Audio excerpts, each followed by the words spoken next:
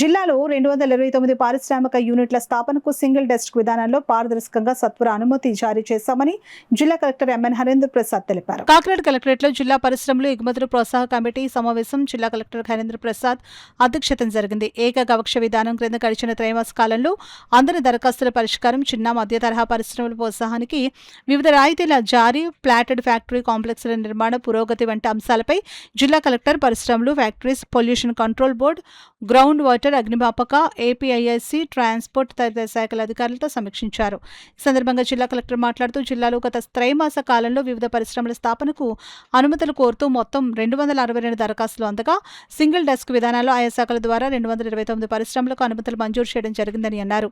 మిగిలిన 33 దరఖాస్తులు వివిధ శాఖల వద్ద పరిశీలనలో ఉన్నాయని, వీటన్నిటిపైన నిర్దిష్ట గడువులోపు తగిన పరిష్కారం అందించాలని జిల్లా కలెక్టర్ అధికారులకు సూచించారు. ప్రధానమంత్రి ఉపాధి కల్పన కార్యక్రమం 2025 ఆర్థిక సంవత్సరానికి జిల్లాకు నిర్దేశించిన లక్ష్యం 122 యూనిట్లు కాగా దాన్ని మించి 177 యూనిట్లు గ్రౌండ్ చేసినందుకు డిఐసి, కేవీఐబి, కేవీఐసి అధికారులను జిల్లా కలెక్టర్ అభినందించారు.